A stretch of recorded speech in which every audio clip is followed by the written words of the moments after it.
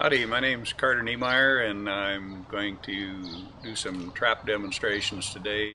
Well, one of our examples of a way to catch an animal in Idaho or many other states legally is in a neck snare. And they come in different sizes, but this particular snare here is out of 3/32 aircraft cable. And these are designed to catch coyotes mostly, and foxes, smaller canines. And the way they work, of course, is that they're hung in brush along trails whenever, and the animal walks through, and these things glide onto their neck.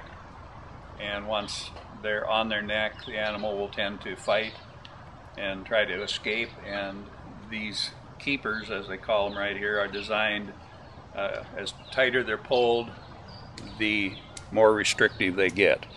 And they're made not to back up. If it just happens and you can get your pet out of it quickly, you can simply pull back on the top of the keeper like this, and that will loosen it. The longer the animal's caught in it, and the more there's fur caught in here, and perhaps this cable gets so tight on the neck it'll actually cut into the flesh of the animal. Then you may need a cutting device. This is another neck snare design, and the snares like this, resembling this, or identical to this, are being used in Idaho, in the region of the state where it's legal to set traps and snares for wolves. This is a heavier cable. This is about 1/8" size cable. They also may or may not have these diversions on them, and these little wires sticking out like this, if they work right, are designed to have an animal like a deer, a moose, elk, even livestock walk into it, and when they do, it'll shift the cable away from them as they pass by.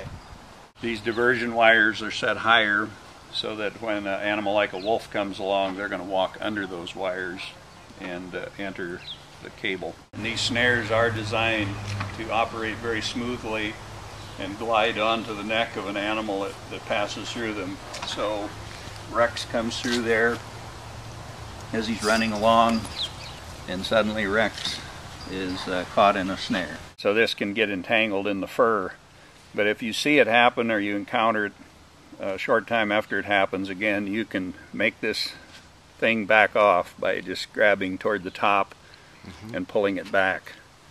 But again, these are designed, the more the animal fights and pulls, these just ratchet tighter and tighter and tighter. So again, if you've found your pet and he's been in it for a long time and you can't get this keeper to slide back, then I'll show you some tools that you might want to have along to help free your animal. This is an HIT tool. That's the brand name, HIT. If you go on the internet, you can find this, I believe, on Amazon, but you can also find it on other locations. And this is a cable cutter. And it's not something that you even commonly find in hardware stores in Boise. If your pet's in a snare and you have this HIT tool in your pack, you can cut that cable instantly.